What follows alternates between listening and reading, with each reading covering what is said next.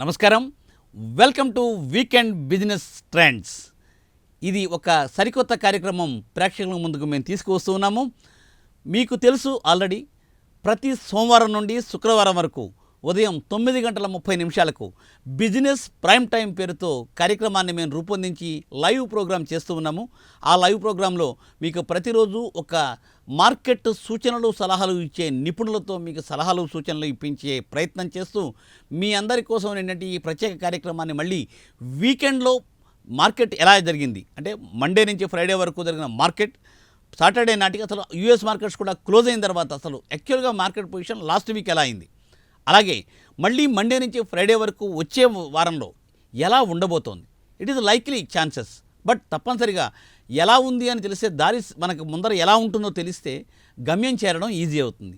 అలాగే ఇక్కడ కూడా ఏంటంటే మనకు మార్కెట్ ట్రెండ్ ఎలా ఉంటుంది అని తెలిసింటే తప్పనిసరిగా లాభాలు ఆర్జించడానికి, అలాగే నష్టాల్లో ఉంటే యావరేజ్ చేసుకోవడానికి, అట్లాగే ఎక్కడ ఎప్పుడు చేయొచ్చు, ఎప్పుడు ఇన్వెస్ట్ చేయొచ్చు, లేదంటే ఎప్పుడు వెనక్కి రావాలి అనేవి కూడా మనం ఒక నిర్ణయం తీసుకోవడానికి తప్పనిసరిగా మనకు ఒక ముందు చూపుతో ఒక అవకాశం అయితే ఉంటుంది. కాబట్టి ఆ ప్రయత్నమే వీకెండ్ బిజినెస్ ట్రెండ్స్ ప్రతి వారం మీకోసం ప్రైమ్ 9 తీసుకొస్తుంది. తప్పనిసరిగా ఈ ప్రోగ్రాంని వీక్షించి మీ అమూల్యమైన అభిప్రాయాలను మండే నుండి ఫ్రైడే వచ్చే ప్రోగ్రాంలో చెబుతూ, అలాగే ఏంటంటే మండే నుండి ఫ్రైడే వరకు పొద్దున్న 9:30 ప్రసారమయ్యే కార్యక్రమంలో నిపుణుల సలహాలు సూచనలు తీసుకుని స్టాక్ మార్కెట్లో లాభాలు సంపాదించడానికి, అలాగే నష్టాల నుండి వెనక్కి తగ్గడానికి, అలాగే ఏంటంటే మీరు మంచి ఫ్యూచర్ ఉండేలాగా చూసుకోవడానికి తప్పనిసరిగా మేము చేసే ఈ ప్రయత్నానికి మీరు కూడా చేయి కలిపి ముందుకు రండి. సో మరి ఇప్పుడు ఇక ప్రోగ్రాంలోకి వెళ్ళిపోదామా. వీకెండ్ ట్రెండ్స్ ప్రత్యేక ప్రోగ్రాంలో వచ్చే వారం మార్కెట్ ట్రెండ్ ఎలా ఉండబోతోంది అని ఒక అంచనా కోసమని మీతో ముచ్చటించడానికి, మీకు సూచనలు సలహాలు ఇవ్వడానికి, మీకు ఒక దిశానిర్దేశం చేయడానికి ఒక మార్కెట్ నిపుణుడు ప్రభు గారితో నేను ఈరోజు మీ ముందుకు వచ్చున్నాను. ప్రభు గారు నమస్కారం. నమస్తే అండి. నమస్తే అండి. Thank you for coming for studios. Sir, ఇప్పుడు వారంలో మండే నుంచి శుక్రవారం వరకు ఆల్మోస్ట్ ఏంటంటే అన్ని మార్కెట్లో ఏంటంటే ఇది అవుతాయి. శుక్రవారం సాయంత్రం మార్కెట్స్ క్లోజ్ అవుతాయి. అలాగే శుక్రవారం రాత్రికి యూఎస్ మార్కెట్స్ కూడా క్లోజ్ అవుతాయి. ఈ నేపథ్యంలో వచ్చే వారంలో ఎలా ఉండబోతోంది, మార్కెట్స్ ఎలా ఉంటాయి, లైక్లీ ఎలా ఉండొచ్చు అనే దాని మీద తప్పనిసరిగా ఏంటంటే సార్ మాకు మా ప్రేక్షకులకి వివరించండి. మొన్నటిదాకా నిఫ్టీ పెరుగుతుందా లేదా, ఆల్ టైమ్ వస్తుందా లేదా అనేది భయం ఉంది. ఈ మే సిరీస్లో మనం ట్రంప్ టరిఫ్ వార్ ఫేస్ చేసాం. సో నెక్స్ట్ ఇది ఇండోపాక్ సీజ్ ఫైర్, ఆ రెండు ఉన్నాయి కదా. వాలటాలిటీ మటుకు భయంకరంగా ఉంది, వాలటాలిటీ ఇండెక్స్. సో ఆ రెండు కూడా డిస్కౌంట్ అయినాయి. డిస్కౌంట్ అయినాక ఇంకా మనకి నెగిటివ్ ఇది ఏమీ లేవు. So market has to flourish. అంటే ఎప్పుడైతే మనకి ఒక రేంజ్ లెవెల్స్ దాటిందో డెఫినెట్గా ఇక మధ్యలో ఏమీ రెసిస్టెన్స్ లేకుండా డైరెక్ట్గా ఆల్ టైమ్ హై క్రాస్ అయ్యే ఛాన్స్ ఉంటుంది. అన్నీ బాగుంటే ఈ సంవత్సరం డిసెంబర్లోనే నిఫ్టీ 30,000 వరకు వెళ్ళే ఛాన్స్ కూడా ఉంది. అవునండి. 30,000 వెళ్ళే ఛాన్స్ ఉంది. సపోజ్ ఏదన్నా మళ్ళీ ఇట్లాంటివి ట్రంప్ని సునామీని నమ్మలేం. ఆయన మళ్ళీ కొత్త ఏమైనా తెచ్చినా, చైనా నుంచి మనకి ఏదైనా ఎదురు మళ్ళీ ఏదైనా వచ్చినా, పాకిస్తాన్ లాంటివి మళ్ళీ ఇది కొంచెం రెచ్చగొట్టి వాళ్ళు ఇచ్చేసిన అట్లాంటివి ఏదైనా వచ్చినప్పుడు, అన్సర్టనిటీ ఉన్నప్పుడు మార్కెట్ కొంచెం కన్సాలిడేషన్ డౌన్ సైడ్ వచ్చే అవకాశాలు ఉంటాయి. ఏమీ లేవు, అన్సర్టనిటీ క్లారిటీ ఉన్నప్పుడు డెఫినెట్గా మార్కెట్ ఇంకా ముందుకే పోయే ఛాన్స్లే ఉన్నాయి. ఎందుకంటే డౌన్ సైడ్ తక్కువ ఉంది. కన్సాలిడేషన్ ఫేజ్ తర్వాత బ్రేక్అవుట్ ఆర్ బ్రేక్ డౌన్ వస్తుంది. సో బ్రేక్ డౌన్కి ఛాన్సెస్ తక్కువ ఉన్నాయి.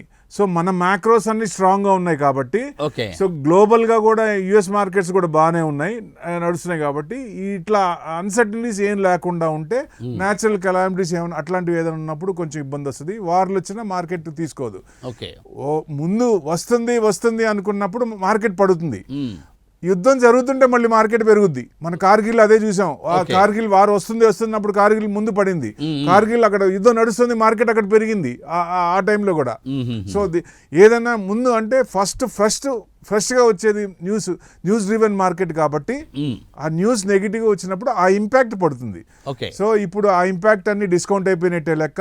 మనకి next resistance all time high దాటి తీరాలి. ఎప్పుడు దాటి తీరాలనేది ఇక మార్కెట్ కండిషన్స్ ప్రకారంగా ఉంటాయి కాబట్టి, అంటే వచ్చింది కన్ఫామ్గా మనం వచ్చింది అని మనం చెప్పలేము. ఎందుకంటే ఇవాళ నైట్ మళ్ళీ ట్రంప్ ఏదైనా కొత్తది ఏదైనా తీసుకొచ్చి మళ్ళీ చేస్తే మళ్ళీ నెగిటివ్ పడచ్చు కదా.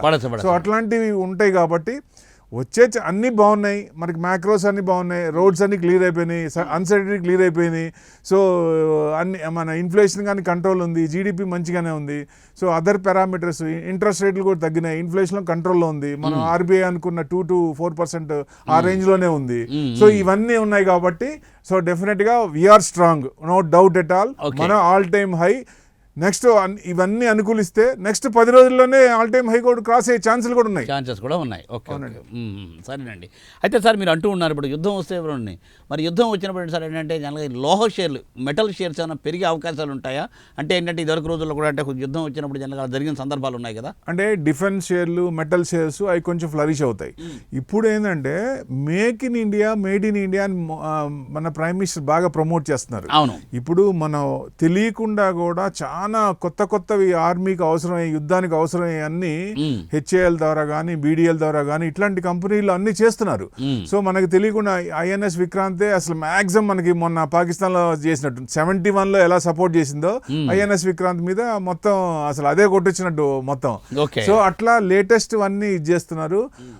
సోర్స్ కోడ్ తీసుకొని ఇప్పుడు వేరే కంట్రీస్ కొన్నప్పుడు సోర్స్ కోడ్ తీసుకొని దాని ప్రకారంగా మన ఇండియాలోనే పూణేలోనో కొన్ని ప్లేసెస్లో అక్కడే ఆర్మ్స్ కానీ ఏదన్నా మ్యానుఫ్యాక్చర్ చేస్తున్నారు.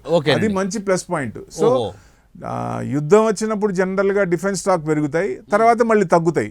కానీ ఇక్కడ వాళ్ళ ప్లానింగ్ నెక్స్ట్ 5 yearsగా ఆర్డర్స్ బాగున్నాయి, హెచ్ఏఎల్ కానీ, బీడీఎల్ కానీ ఇట్లాంటి వాటికన్నీ డిఫెన్స్ స్టాక్స్. అందుకని కొంచెం ప్రాఫిట్ బుకింగ్ వచ్చినా లాంగ్ టర్మ్ వ్యూ బాగుంది డిఫెన్స్ స్టాక్, డౌటే లేదు. మళ్ళీ పెరిగే ఛాన్స్లే కనపడుతున్నాయి. మెటల్ స్టాక్స్ కొంచెం తగ్గే అవకాశాలు ఉంటాయి. సో డిఫెన్స్ స్టాక్స్ మీద కొద్దిగా పెట్టే అవకాశం ఉంటే మంచి చూడొచ్చండి. Long term investment, long term ఏదైనా మన బ్రాడర్ వ్యూ ఉండాలి, లాంగ్ టర్మ్ వ్యూ ఉండాలి. షార్ట్ టర్మ్ అనుకున్నాం అనుకోండి, మనం ఏదైనా ఇప్పుడు మన క్యాపిటల్ ఉంది, short term, mid term, long term చేయాలి. చేస్తే ఇప్పుడు మీరు ఎవరైనా ఇన్వెస్టర్ వచ్చినప్పుడు లాంగ్ టర్మ్ అంటే ఒక 5 years 3 years అంటే నేను పెట్టిన సంవత్సరం దాకా చూసి నాకేం రాలేదంటే ఉత్సాహం ఉండదు.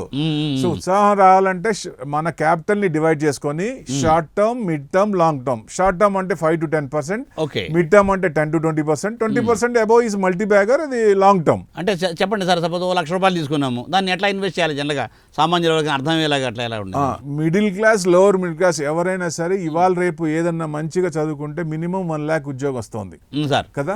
అవునండి, వచ్చింది. వాళ్ళు జనరల్గా కొంత 1 lakh ఎక్కువ చేసుకున్న తర్వాత 1 year 2 years తర్వాత ఇన్వెస్ట్మెంట్ జనరల్ గా అందరు ఇదివరకు లాగా లేదు. ఇదివరకు ఒకప్పుడు అసలు షేర్ మార్కెట్ అంటే భయపడేవాళ్ళు. ఇప్పుడు చాలా మంది అసలు యూత్ అయితే మరి 28% యావరేజ్ యూత్ ఉంది కదా మనకి. వాళ్ళు ఇన్వెస్ట్మెంట్ డిమాట్ అకౌంట్స్ పెరుగుతున్నాయి.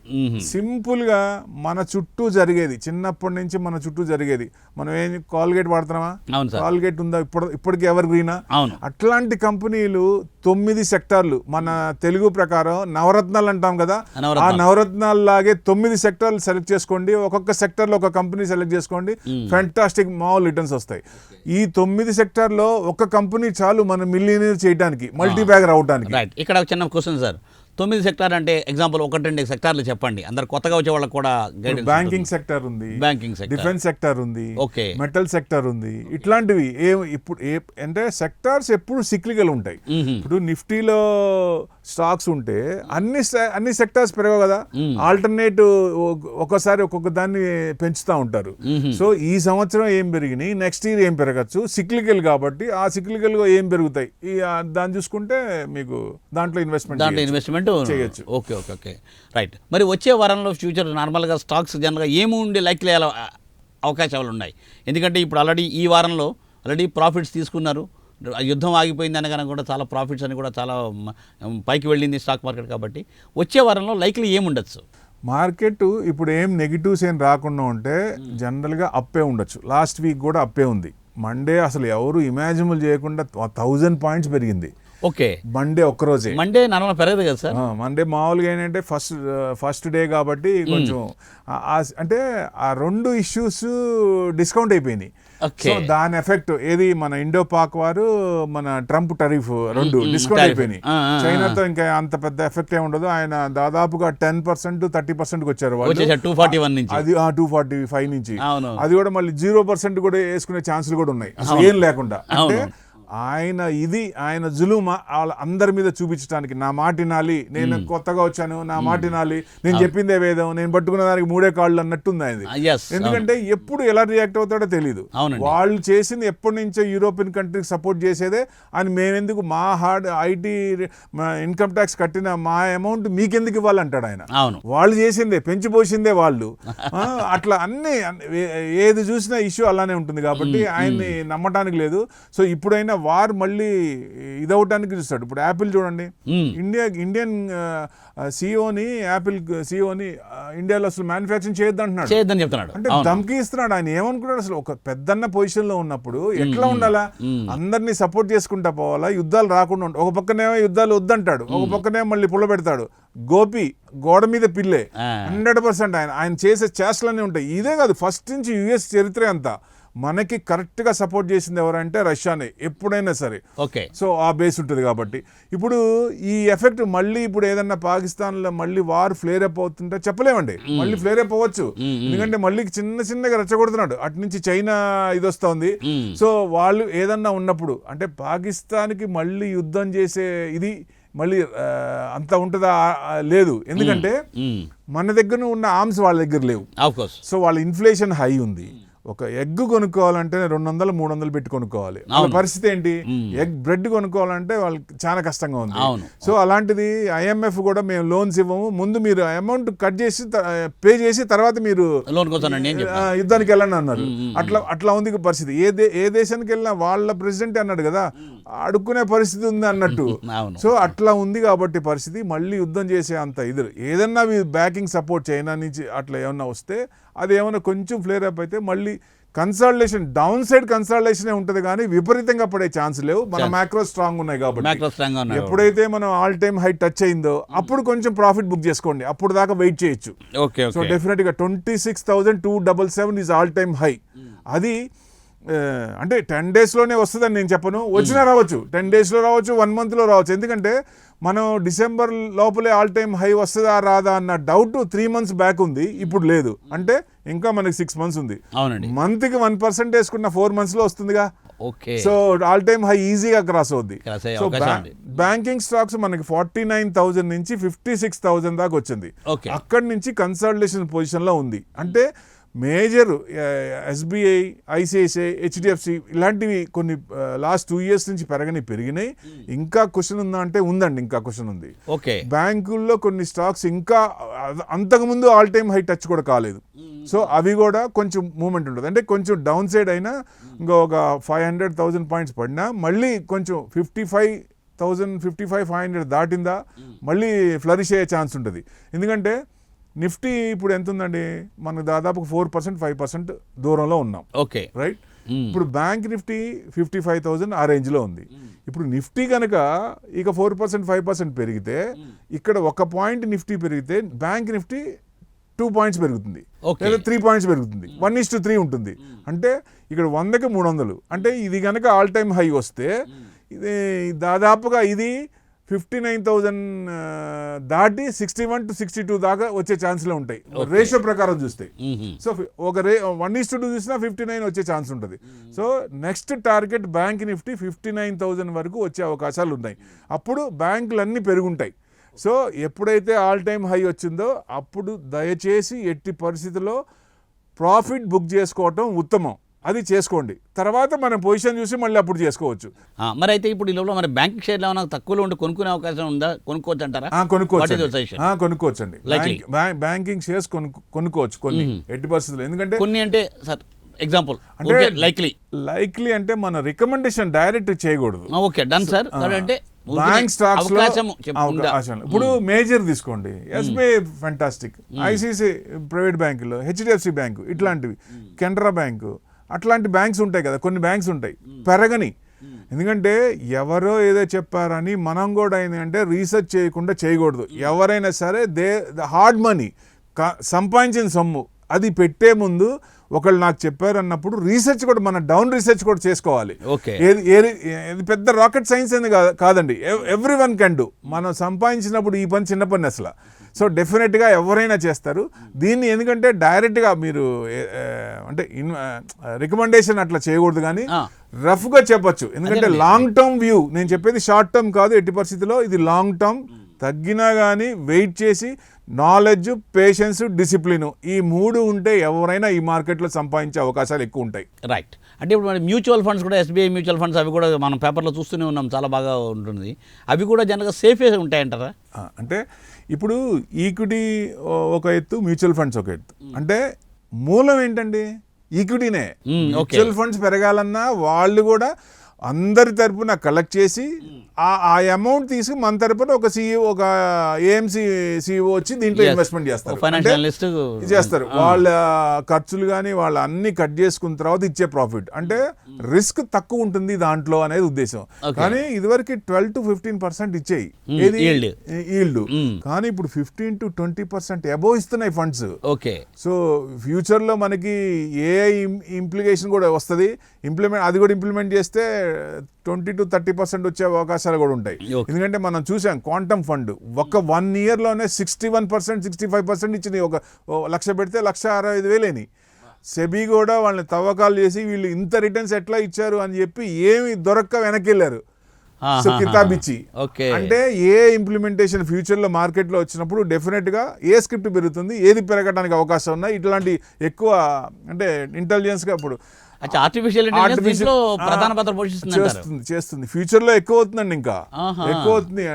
ఎందుకంటే బాగా వస్తుంది. అప్పుడు మనం investment angle long term view వేసుకుని ట్రేడింగ్ మటుకు చెయ్యొద్దు ఎట్టి పరిస్థితుల్లో. ట్రేడింగ్ యాంగిల్ ఎవరైనా సరే వదిలిపెట్టండి. ఎందుకంటే సెబీ చెప్తోంది 100%లో 99% people are losing money in options అంటోంది.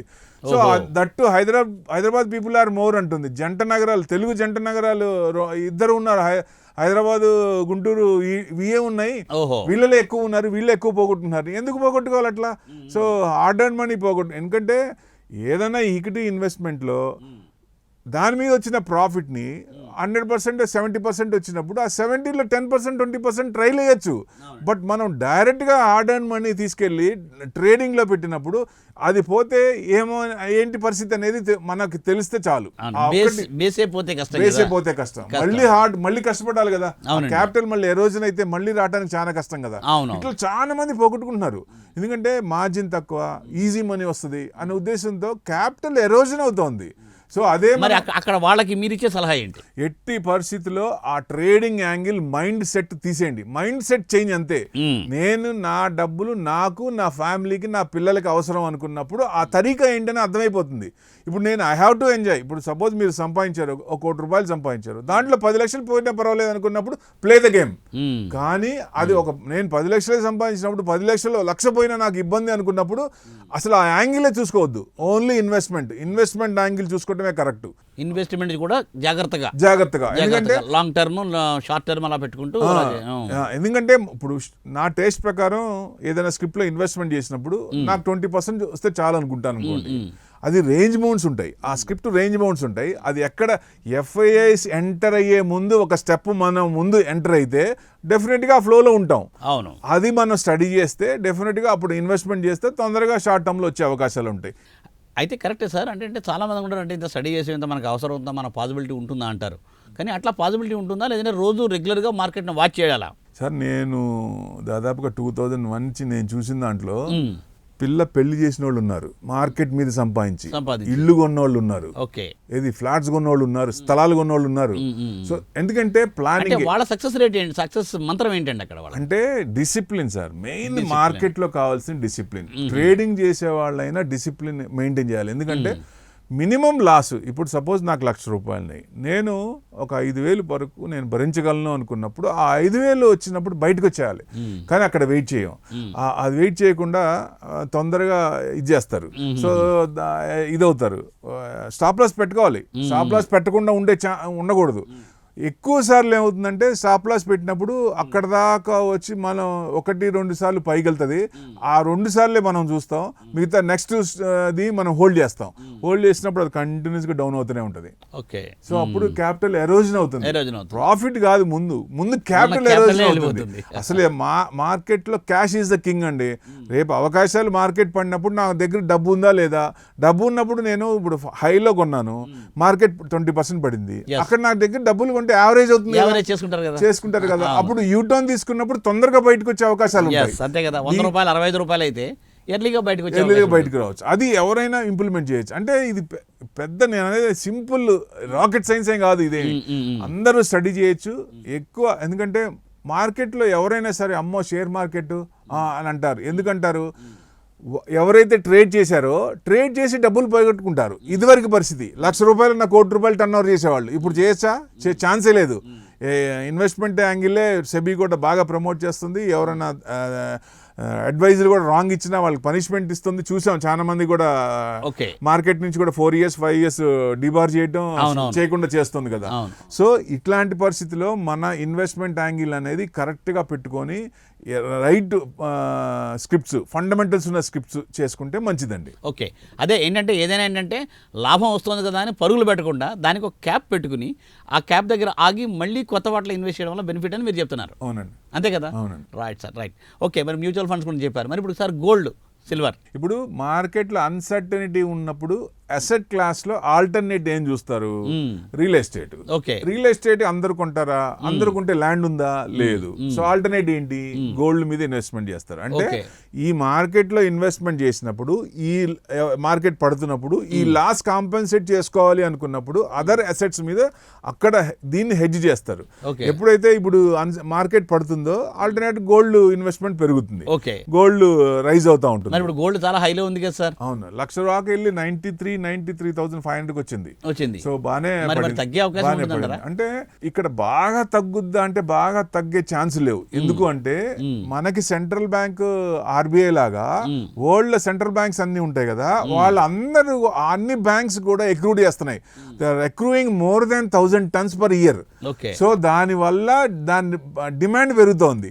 సో ఎందుకంటే మన పివి నరసింహారావు గారు చేసిన రిఫార్మ్స్ ప్రతి కంట్రీ కూడా ఫాలో అవుతున్నట్టు లెక్క. వాళ్ళు చూసి మనం ఎప్పుడైతే మన ఇబ్బందులు పడ్డామో ఆ ఇబ్బందుల నుంచి గోల్డ్ మనం తాకట్టు పెట్టుకొని మనం బయటకు ఎట్లా వచ్చామో దాని అనుగుణంగా వాళ్ళు అన్ని కంట్రీస్ కూడా గోల్డ్ మీద కొంత పర్సంటేజ్ పెట్టుకోవాలి. ఈవెన్ చైనా కూడా ఇప్పుడు దాకా అసలు మ్యూచువల్ ఫండ్స్లో కానీ మామూలుగా కానీ గోల్డ్ అసలు పెట్టేదే కాదు. వాళ్ళు మ్యూచువల్ ఫండ్స్లో కూడా గోల్డ్ 10% చేయమని వాళ్ళు పర్మిషన్ ఇచ్చారు. ఓకే. సో అంటే డైవర్సిఫికేషన్ అవుతోంది. దానివల్ల విపరీతంగా తగ్గే ఛాన్స్ లేదు. ఇంకా మన మార్కెట్ ఆల్ టైమ్ హై వస్తుంది అనుకుంటున్నాం కాబట్టి అక్కడ దాకా 26,300 ఆ రేంజ్కి వచ్చినప్పుడు జనరల్గా ఇది చూస్తే 93 ఉందండి. ఇప్పుడు మేబీ 85 దాకా వచ్చే అవకాశాలు ఉంటాయి. రేంజ్ అంతకంటే తగ్గకపోవచ్చు. మరి సిల్వర్ సార్? సిల్వర్ డిమాండ్ పెరుగుతోంది. గోల్డ్ కంటే ఇన్వెస్ట్మెంట్ యాంగిల్లో చూస్తే గోల్డ్ కంటే silver best. Next 5 years target పెట్టుకుంటే ఇప్పుడు 95,000 చేంజ్ ఉంది. ఈ 95,000 మీద ఇన్వెస్ట్మెంట్ చేస్తే రూపాయికి రూపాయి వచ్చే అవకాశం ఉంటుంది. ₹1,00,000 పెడితే ₹1,00,000 వచ్చే అవకాశం ఉంటుంది. అంటే 2 lakhs టార్గెట్ ఉంది దానికి. ఎందుకు అంటే ఇప్పుడు ప్రతి దాంట్లో సిల్వర్ ఉపయోగిస్తున్నారు. ఇదివరకు గోల్డ్ చేసిన తర్వాత ఏదో చిన్న మామూలుగా ఆర్నమెంట్స్ అయ్యి కొంచెం అట్లా చిన్నగా చేసేవాళ్ళు, కానీ ఇప్పుడు ఇండస్ట్రియల్ యూసేజ్ అవుతోంది.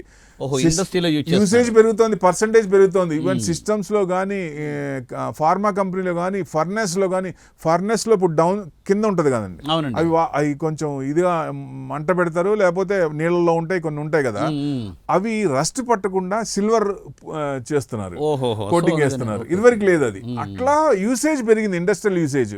అది కొత్త కంపెనీలు వస్తాయి, ఇప్పుడున్న కంపెనీలు కాకుండా కొత్తది వస్తాయి కాబట్టి డిమాండ్ పెరుగుతుంది. కాబట్టి నెక్స్ట్ 5 years ఆ సిల్వర్ కన్సంప్షన్ పెరుగుద్ది. సో దానికి డిమాండ్ పెరుగుతుంది, దానికి మంచిగా 2 lakhs వరకు వచ్చే అవకాశం ఉంటుంది. ఇన్వెస్ట్మెంట్ యాంగిల్లో చూస్తే మటుకు గోల్డ్ కంటే సిల్వర్ బెస్ట్ 100%. నాకు ఇక్కడ ఒక సందేహం, మా ప్రేక్షకులకు కూడా. ఇప్పుడు గోల్డ్ అంటే మ్యూచువల్ ఫండ్స్ ఉన్నాయి, గోల్డ్ కంటే గోల్డ్ ఈటీఎఫ్లు ఉంటాయి, మరి సిల్వర్కి ఏముంది? సిల్వర్ ఈటీఎఫ్స్ ఉన్నాయండి. సిల్వర్ ఈటీఎఫ్స్ ఇప్పుడు సై ఎగ్జాంపుల్ జస్ట్ లైక్ దట్ ఊరికే ఒక 2-3 చెప్పండి. అవునండి, సిల్వర్ ఈటీఎఫ్స్ ఏఎంసీలైనా ఎవరైనా ఒక ఈటీఎఫ్ పెట్టాలి. గోల్డ్ లో పెడితే గోల్డ్ ఒకటి ఈటీఎఫ్ ఉంటుంది. ఓహో, ఇప్పుడు రిలయన్స్ తీసుకోండి, రిలయన్స్ ఈటీఎఫ్ ఉంటుంది. హెచ్డిఎఫ్సి తీసుకోండి, హెచ్డిఎఫ్సి ఈటీఎఫ్. అట్లా 2-3 ఉండడానికి లేదు. అది gold way. Gold ETF. Okay, gold Reliance gold ETF అంటే అంతేనండి. మరి వాట్ అబౌట్ సిల్వర్? సిల్వర్ కూడా అంతే, సిల్వర్ ఈటీఎఫ్స్. కమోడిటీస్ లో ఈ సిల్వర్ ఈటీఎఫ్స్ ఉంటాయి. ఇప్పుడు గోల్డ్ 1 గ్రామ్ కొనాలనుకోండి, మనం ఎంత 9,905 ఆ రేంజ్ లో ఉన్నాం. అదే ఈటీఎఫ్ అంటే ఈటీఎఫ్ తక్కువ ఉంటుంది. ఓకే, ఇన్వెస్ట్మెంట్ అదే ఇన్వెస్ట్మెంట్ లో యూనిట్స్ ఎక్కువ వస్తాయి. సో వీటి మీద టోటల్గా ఈటీఎఫ్లో వాటిలో కాకుండా ట్రెజరీస్ గవర్నమెంట్ దాంట్లో కూడా పెడతారు కాబట్టి కొంచెం పర్సంటేజ్, కొంచెం గ్యారెంటీ గవర్నమెంట్ ఇచ్చే పర్సంటేజ్ అది వస్తుంది. కాబట్టి దాని మీద డివిడెండ్ వచ్చే అవకాశం ఉంటుంది. అదే మీరు గోల్డ్ కొంటే దాని మీద ఏం రాదు కదా, it's dead investment. Like government gold bonds ఇచ్చేది ఇది వరకు, ఆ గోల్డ్ బాండ్స్ లో సిల్వర్ బాండ్స్, సోవరిన్ బాండ్స్ కూడా ఆపేసింది ఆపేసింది. అవును సార్. సో ఆ యాంగిల్లో చూస్తే ఈ గోల్డ్ ఈటీఎఫ్ కానీ, అంటే ఇప్పుడు ఇమీడియట్ అవసరం, రేపు నెక్స్ట్ ఈ ముహూర్తాలకు మళ్ళీ పెళ్లి ముహూర్తాలు వస్తున్నాయి, ఈ ముహూర్తాలకు అవసరం అంటే కంపల్సరీ కొనాల్సిందే. ఇప్పుడు 95,000 ఉన్నా, 1,00,000 ఉన్నా, 1,10,000 కొనాల్సిందే కదా పెళ్ళి ఉన్నప్పుడు. సో అట్లా కాకుండా నెక్స్ట్ 5 years కో 10 years కో నాకు అవసరం ఉంది, టార్గెట్ ఉందా అనుకున్నప్పుడు డైరెక్ట్ గా గోల్డ్ ఇన్వెస్ట్మెంట్ చేయకుండా, గోల్డ్ అవసరానికే నేను చెప్పేది, ఇన్వెస్ట్మెంట్ యాంగిల్ కాదు, అవసరానికే అనుకున్నప్పుడు 5 years టైం ఉంది అనుకున్నప్పుడు గోల్డ్ ఈటీఎఫ్ పెట్టండి. ఎందుకంటే దాని మీద ఇంట్రెస్ట్ వర్కౌట్ అవుద్ది. అదే మన ఇన్వెస్ట్మెంట్ యాంగిల్లో చూసినప్పుడు సిల్వర్ మనం మామూలుగా తీసుకోలేము, డైరెక్ట్ గా తీసుకొని పెట్టుకోలేము కాబట్టి silver ETF next 5 years target పెట్టుకొని సిల్వర్ ఈటీఎఫ్ పెట్టుకుంటే మీకు మంచి రిటర్న్స్ వచ్చే అవకాశాలు ఉంటాయి. Right sir, gold silver ETF గురించి విన్నారు కదా. అయితే సార్ చివరిలో లాస్ట్లో ఒక మాట చెప్పండి, వచ్చే వారంలో కొద్దిగా లైక్లీ ఏమి ఒక 2-3 రంగాల్లో ఏముంది ఒక్క నిమిషంలో చెప్పండి. ఇప్పుడు బ్యాంకింగ్ స్టాక్స్ పెరగచ్చు, హెల్త్ కేర్ పెరగచ్చు. సో ఈ 2 సెక్టార్లు చూడొచ్చు 100% దీంట్లో రావచ్చు. ఎందుకంటే bank consultation all time high వచ్చి కన్సల్టేషన్ తీసుకుంది. నిఫ్టీ కనుక మళ్ళీ మూవ్ అవుతుంటే నిఫ్టీలో ఉన్న స్టాక్స్ కూడా బ్యాంక్ నిఫ్టీలో ఉన్నాయి కాబట్టి కొంచెం మళ్ళీ మార్కెట్ కొంచెం ఫ్లరిష్ అయ్యే ఛాన్స్ ఉంటుంది. ఒకవేళ లోకి వస్తే యావరేజ్ చేసుకోవాల్సిన స్టాక్స్ ఏమైనా సజెస్ట్ చేస్తారా? Just only it is suggestion.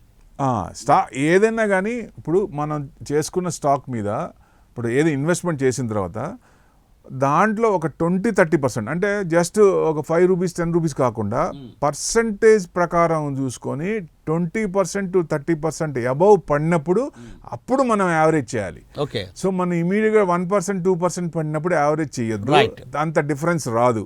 So gap అనేది ఎక్కువ ఉండాలి. బాగా పడినప్పుడు స్టాక్స్ అది నిజంగా స్ట్రాంగ్ న్యూస్, ఏ న్యూస్ వల్ల పడింది అది ఇంపార్టెంట్ అండి. ఆ న్యూస్ కరెక్ట్ ఉండి ప్రైజెస్ డిఫర్ అవుతుంటాయి. సో ప్రాఫిట్ బుకింగ్ ఇట్లాంటివి వచ్చినప్పుడు 20% అబౌవ్ ఉన్నప్పుడు అప్పుడు ఎంటర్ అయితే మనకి 10% ఈజీగా వచ్చే అవకాశాలు ఉంటాయి. Right sir. మరి ఇప్పుడు అదే మీరు ఏంటంటే గోల్డ్ గురించి చెప్పారు, సిల్వర్ గురించి చెప్పారు కదా. ఏది ఏమైనా ఏదేంటంటే హార్డ్ ఎర్న్డ్ మనీ కాబట్టి తప్పనిసరిగా ఏంటంటే మీరు హార్డ్ ఎర్న్డ్ మనీని జాగ్రత్తగా మార్కెట్ అబ్జర్వ్ చేస్తూ నిపుణుల సలహాలు తీసుకుంటూ, అలాగే ప్రైమ్ 9లో ప్రసారమయ్యే మా ప్రోగ్రాం ఉదయం 9:30 బిజినెస్ ప్రైమ్ టైం కూడా రెగ్యులర్గా ఫాలో అవుతుంటే తప్పనిసరిగా మీకు మంచి గైడెన్స్ దొరుకుతుంది. సో ఆ ప్రోగ్రామ్ కూడా వాచ్ చేస్తూ నిపుణుల సలహాలు తీసుకుంటూ ఏంటంటే తప్పనిసరిగా మీరు మంచి ఇన్వెస్ట్మెంట్ చేసి మంచి లాభాలు ఆర్జించాలని మేము కోరుకుంటున్నాం. సో థ్యాంక్ యూ ప్రభు గారు, thanks for joining for weekend business updates.